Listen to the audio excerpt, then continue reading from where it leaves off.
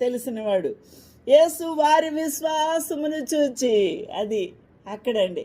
మనం ఏదైనా గుంపుగా ఏదైనా పని చేస్తే ఆ పనిలో నైపుణ్యత కనబడుతుంది, ఆ పనిలో చక్కని సక్సెస్ కనబడుతుంది, ఆ పనిలో మనం చెమట్లోర్చడం, మన కష్టపడి వెళ్ళడం, గాయాలు అవ్వటం, ఏ ముళ్ళులు కంపో ఏదో ఉంటాయి, ఇవన్నీ కూడా మనకు తగులుతూ ఉంటాయి. అవన్నీ కూడా దేనికి సాదృశ్యం అంటే మన కష్టానికి.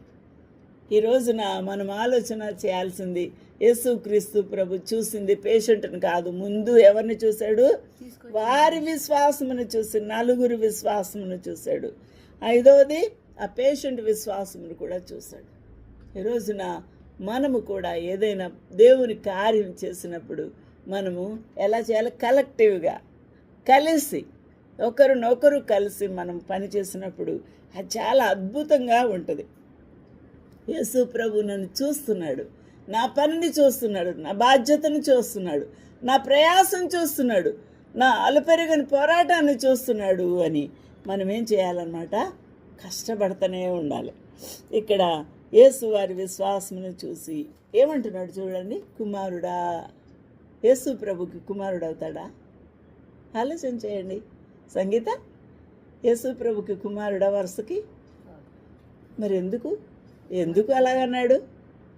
ఎందుకు అలాగన్నాడు అని అంటే, అక్కడ ఆయన అటువంటి బాధతో పడి ఉండడానికి, అంతకాలం మంచం పడి ఉండడానికి, ఈ అద్భుతం చేయడానికే ఆయన ఏర్పాటు చేసి ఉన్నాడు.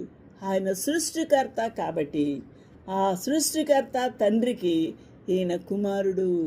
ఎందుకు కుమారుడు అయ్యాడంటే ఆయన విశ్వాసము, ఆ విశ్వాసమును బట్టి కుమారుడు అయ్యాడు. అర్థమైందండి?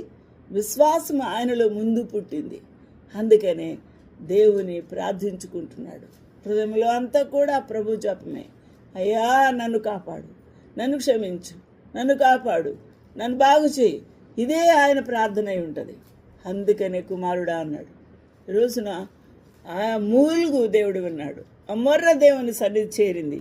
ఆ యొక్క వేదన, ఆ యొక్క దుఃఖము, ఎవరికి చెప్పలేని బాధ, ఇన్ని సంవత్సరాల నుంచి మూలిగిన బాధ అంతా కూడా ఆ ప్రభు బుడ్డిలో దాచుకున్నాడు. సమయం కొరకు ఆ ప్రభు వేచి ఉన్నాడు. దిగి వచ్చేసాడు. అక్కడి నుంచి పరలోకానికి చేరింది ప్రార్థన. ఎన్నో సంవత్సరాల నుంచి కదా ఆయన బాధపడుతున్నాడు పెరాలసిస్తోని. ఈ ప్రార్థన ఆయన సన్నిధికి చేరింది. ఆయన ఆన్సర్ చేయడానికి, ఆయనను స్వస్థపరచడానికి సమయం పట్టింది. ప్రభు